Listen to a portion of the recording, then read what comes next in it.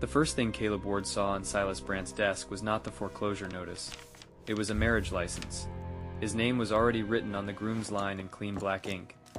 Caleb stood in the doorway of the Iron Creek lending office with his hat in both hands, and the smell of sleet still on his coat. Outside, his horse stamped mud from its hooves. Inside, the room was warm, polished, and quiet in the expensive way that meant somebody else had paid for it. Silas Brandt looked up from behind a walnut desk and smiled as if the paper between them were a kindness. "You can keep the ranch," Brandt said. "All you have to do is marry her." Caleb did not move. He was 36 years old, widowed 3 winters, and too tired to be shocked quickly. He had learned that bad news rarely arrived screaming. Most of the time, it came folded, stamped, and delivered by a man who had already measured your ruin. The ranch was called Red Fork. 376 acres of hard Colorado ground, 2 creek bends, a barn that leaned but still held, and a south pasture Caleb's father had broken with a team of mules before Caleb was born. It was not pretty land. It froze too early, flooded too late, and grew hay only when the weather felt generous, but it was the only place his little girl had ever called home. Brandt tapped the foreclosure packet with one finger. "Your note is due in 45 days, $3,870. You do not have it. I know that because every lender in this valley knows that." Caleb's jaw tightened. "You saw to that." Brandt's smile did not change. "I simply answered questions when they were asked." The lie was too smooth to argue with. Caleb looked down at the marriage license again. The bride's name was Miriam Hart. He knew that name. Everybody in Iron Creek knew it. Miriam Hart had been a courthouse copyist before the county board dismissed her for reading records. She was not supposed to understand, and asking questions men did not want answered. She had written 3 letters to the Territorial Register about Brandt's lending practices. The newspaper printed one, refused the next 2, and then her room above the millinery suddenly cost twice what it had before. Brandt wanted her removed from town without the ugliness of forcing her out himself. "You want her buried on my ranch," Caleb said. "I want her settled," Brandt corrected. "There is a difference."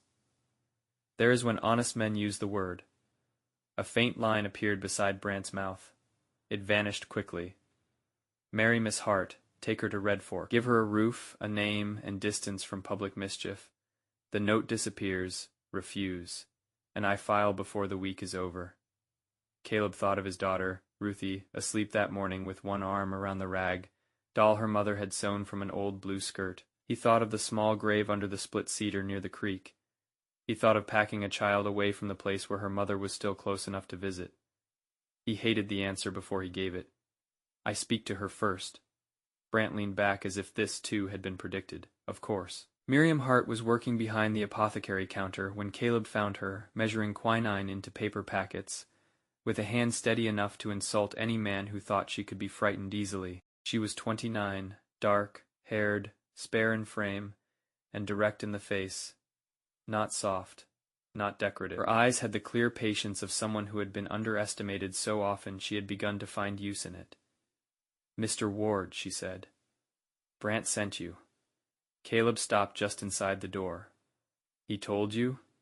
"He came yesterday. He explained your debt, my inconvenience, and his generosity, in that order." Caleb looked at the floorboards. "Then you know why I'm here." "I know what he wants," she said. "I do not yet know what you want." That was harder. Caleb removed his hat. "I want my daughter to keep her home. I want my wife's grave left where it is. I want to pay what I owe and never see Silas Brandt again. None of that is available to me." Miriam studied him. Most people in town looked at Caleb and saw a quiet rancher who had never learned to speak fast enough for town rooms. Miriam looked at him as if the silence itself contained information. "What are you offering?" she asked. "A room of your own food. Respect. Access to any paper in my possession if you think it will help you understand what Brandt did. I won't make you serve me. I won't ask you to pretend this is something it is not." "And what is it?" "A trap," he said. "But it may be the only door I have." For the first time, Miriam's expression shifted. Not kindness exactly, recognition. "I have conditions," she said. "Name them." "I keep my books. I keep my wages from the apothecary until the day I leave. I read every paper concerning your note. I speak when there is something to say. I will not be hidden because Brant finds me troublesome. Caleb nodded once. Fair. And if I find proof that he lied, then we use it. Her eyes narrowed slightly. You would stand beside me in that? I brought you the trap, Caleb said. I can at least help hold it open. Miriam looked past him to the street where sleet slid down the apothecary window in thin silver lines. Then she put the quinine packet aside. All right, she said. Let us see whether Mr. Brant built his fence out of paper strong enough to hold. They married 2 days later in the county clerk's office. There were no flowers, no music, no family Bible. Only a clerk with ink on his thumb, a judge irritated by the hour, Silas Brant in a black coat, and 3 townspeople pretending they had wandered in by accident. Miriam wore a brown wool dress with mended cuffs. Caleb wore his best coat, which was only his work coat brushed hard enough to pass at a distance. The ring was plain and too loose, bought from a watchmaker's tray that morning. When the judge asked the question, Caleb answered quietly. Miriam did the same. Then came the small pause where a kiss was expected. Caleb turned to her, uncertain. Miriam lifted her chin. On the cheek, she said under her breath. No theater for him. Caleb almost smiled. Almost he kissed her cheek once, brief and careful. Across the room, Brant began to clap. Miriam turned toward him with the new ring hanging slightly loose on her finger. Mr. Brant, she said, send the original note, the transfer papers, the payment schedules, and every balance adjustment to Red Fork by tomorrow evening. Brant's clapping stopped. His smile returned a little too slowly. Already keeping house, Mrs. Ward? No, Miriam said. Keeping record. Caleb saw Brant's eyes change then, only for a moment, but it was enough. For the first time that morning, the man looked less amused than cautious. Ruthie Ward met Miriam from the top of the water trough fence. She was 8 years old, thin as a willow switch, with one braid coming loose and mud on both boots. Caleb had told her a woman would be coming to stay. He had told the truth as far as he could carry it. Ruthie had listened carefully, then asked whether the woman knew how to mend dolls. Now Ruthie stared at Miriam across the yard. You're the new wife, Ruthie said. Miriam set down her small carpet bag. Legally, yes. Do you know how to mend dolls? I know how to mend paper, Miriam said. Cloth is possible if the damage is not unreasonable. Ruthie considered this answer and seemed to find it acceptable. My doll's arm comes off when she's worried. That sounds inconvenient. It is. Miriam glanced at Caleb. Then we should address it before supper. Caleb did not know what to do with the feeling that moved through him. It was not relief, not yet. Relief required trust, and trust required time. But Ruthie climbed down from the fence and walked beside Miriam toward the house, as if some private interview had been passed. That night, after Ruthie had gone to bed, Caleb placed every debt paper he had on the kitchen table. There were not many demand letters, receipts. A copy of the note with Brant's company stamp on the corner. A payment schedule Caleb had never fully understood. Miriam read until the stove went dull and the windows darkened with frost. Caleb sat across from her, useless in the particular way a man is useless when his hands cannot fix what is breaking. Finally, she tapped the page. Here. What is it? This carrying charge. He leaned forward. It was listed as a winter handling fee, she said. $287, added 6 months before Brant called the note due. Can they do that? That depends on the original contract. This copy refers to a clause that is not attached. Caleb rubbed both hands over his face. My wife, Anna, kept the first papers. I never looked after she died. Miriam's voice softened, but not enough to make him feel pitied. Where? In a flour tin under the pantry shelf. She kept receipts in it. Seed, tools, taxes, everything. May I see it? The question cost her something, Caleb could tell. She had a way of asking without reaching. He got up, took the tin from the pantry, and set it in front of her. The lid was dented. Anna had painted a blue line around it years ago, so Caleb would stop mistaking it for the sugar tin. He had not opened it since the burial. Miriam did not touch it at once.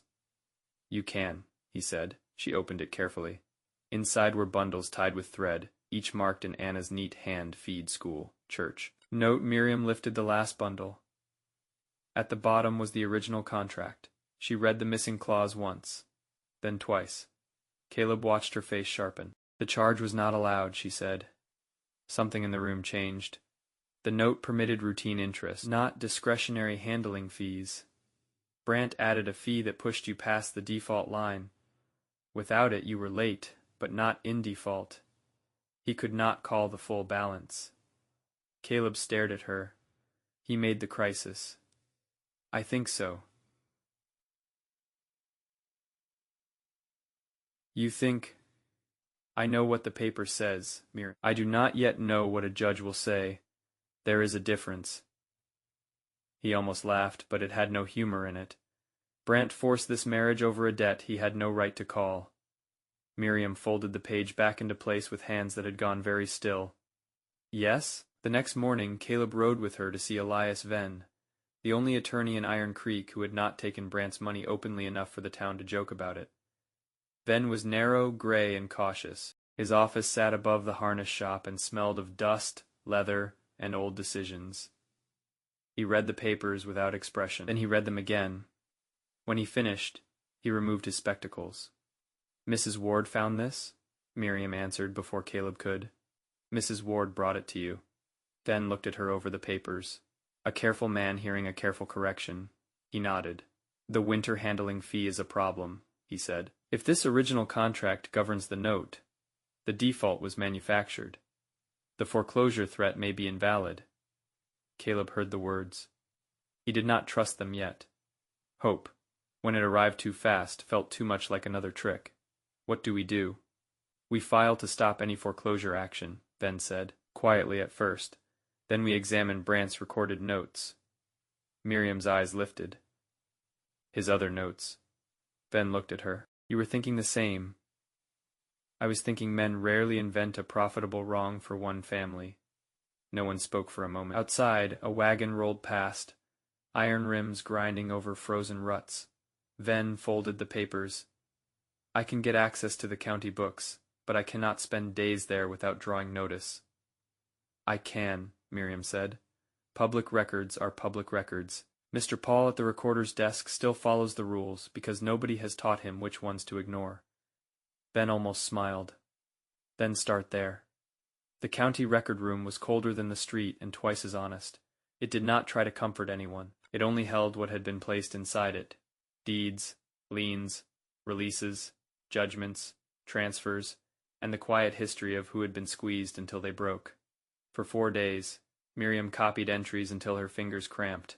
Caleb brought her food at noon and waited without hovering. He could not read the legal machinery the way she could, but he learned the look on her face when a pattern appeared. On the second day, she found 3 notes with the same unauthorized winter handling fee.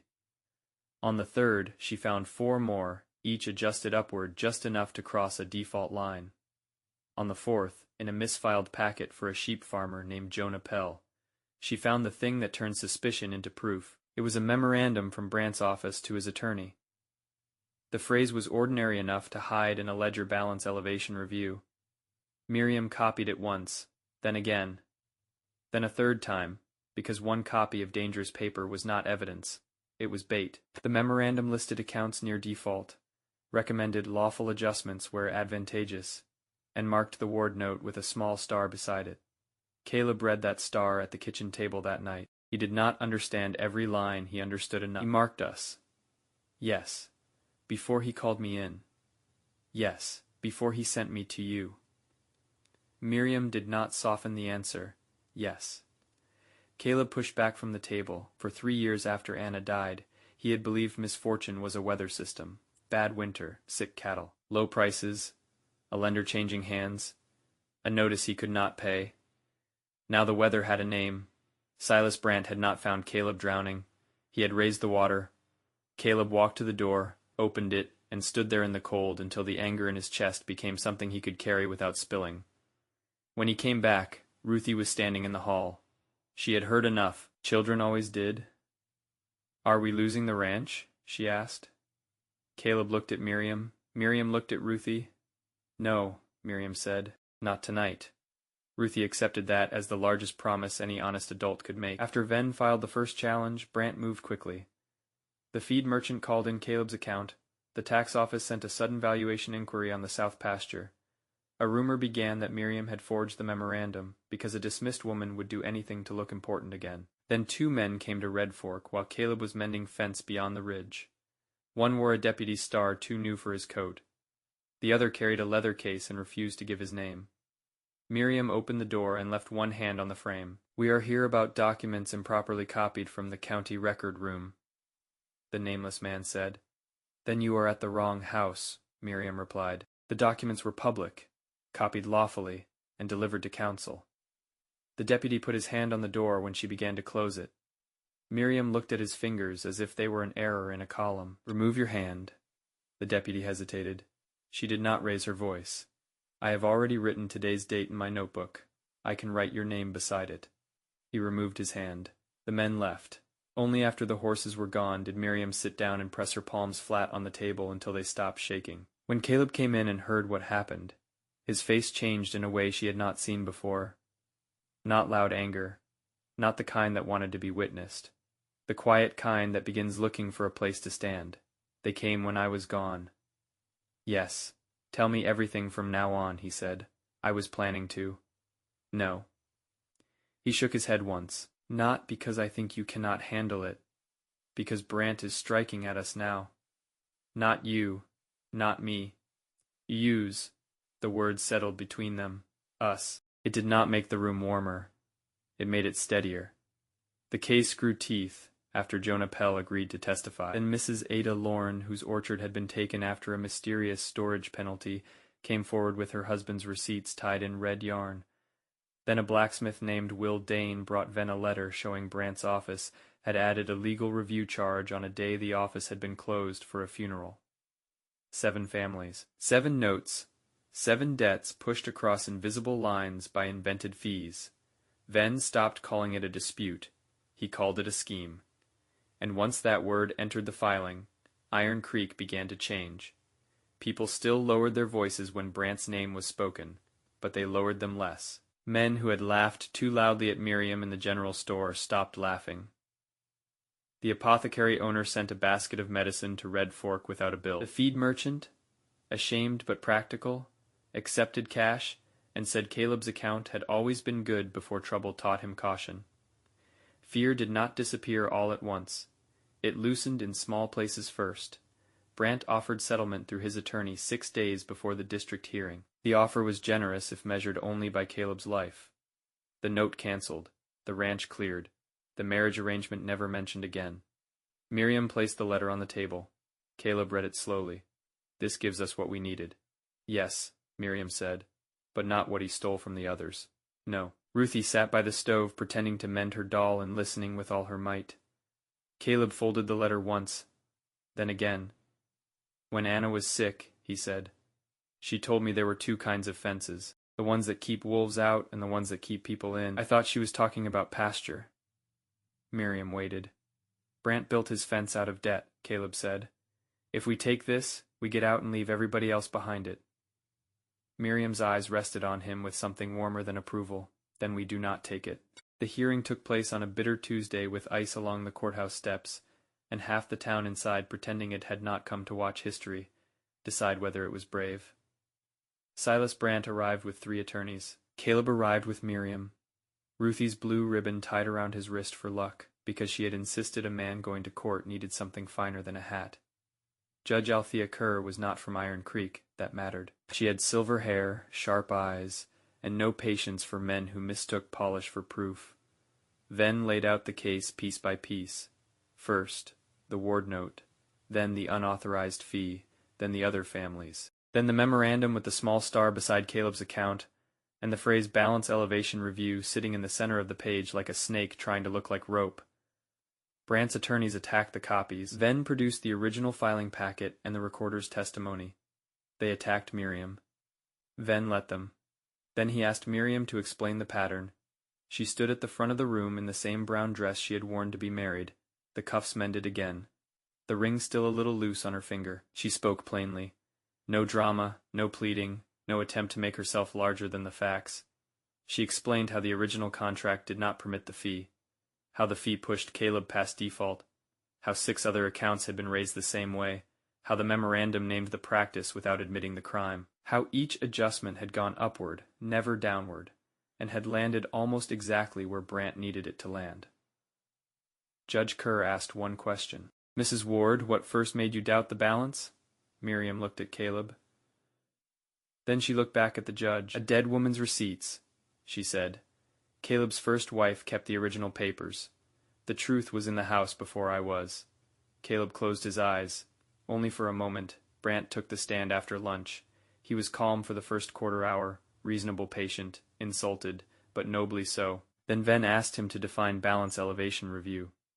Brant said it was internal language for account maintenance. Venn asked why account maintenance increased balances only on properties later targeted for foreclosure. Brant said he would need to check. Venn asked why Caleb Ward's note had been marked with a star 3 weeks before Brant offered to cancel it in exchange for a marriage. For the first time, Brant had no ready answer. The room heard it. Not silence exactly, absence. The sound of a paper fence beginning to tear. Judge Kerr ruled 5 days later. The Ward foreclosure threat was void. The note was unenforceable because the account had been fraudulently altered. Collection on the 6 related properties was frozen pending territorial investigation. Brant's company records were ordered seized.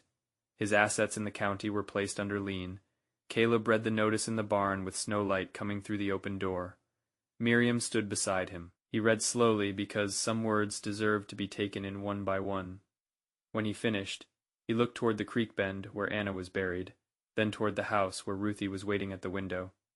"We keep it," he said. "Yes," Miriam said. "You keep it." He looked at her then. "No," he said. "We do." Brant's fall did not happen in one clean strike. It took months. Men like him did not collapse like barns. They came apart like ledgers, page by page, until the arithmetic no longer protected them. By spring, the investigation had grown beyond Iron Creek. By summer, Brant was charged with fraud across 3 counties. By autumn, he was convicted on 5 counts and led from a Denver courtroom without his hat, which the newspapers mentioned for reasons Miriam found both petty and satisfying. Some land came back, some did not. Ada Lorne never recovered her orchard, but she received a judgment large enough to buy a smaller place with better water. Jonah Pell's children returned from an uncle's farm and found their sheep still knew the sound of their voices. Will Dane hung the court notice in his blacksmith shop where customers could read it while waiting for nails. Red Fork changed more quietly. Ruthie's doll kept both arms after Miriam learned the trick of stitching muslin around the weak seam. Caleb stopped leaving rooms whenever Anna's name entered them. Miriam moved her books from the guest room shelf to the front room without asking permission, and realized halfway through the work that she had not needed permission for some time. On the first warm Sunday of the year, Ruthie found Miriam by the creek, reading the application forms for a small schoolhouse on the east edge of the ranch. "Are you staying?" Ruthie asked. Miriam looked at the girl, then at the house, then at Caleb, mending a gate that did not need mending as badly as he claimed. She thought of the marriage license on Brant's desk. She thought of the brown dress, the loose ring, the first night at the table with papers spread between 2 strangers. She thought of a man who had not tried to quiet her because her mind was inconvenient. She thought of a child who had asked about a doll before she asked about love, because children often know which question is safer. "Yes," Miriam said. "I am staying." Ruthie nodded as if this confirmed something obvious. The schoolhouse opened in September with 17 children, 3 borrowed benches, and a slate-board Caleb and Jonah Pell hauled from town in a wagon. On the first morning, Miriam stood at the doorway while the children came in carrying lunch pails, slates, and all the questions adults had spent years trying to make smaller. Caleb watched from the fence with Ruthie beside him. No one spoke for a while. The wind moved over Red Fork. The creek ran clear over stone. The south pasture held. Silas Brant had used paper to build a fence around everyone who owed him money. Miriam Ward used paper to open the gate.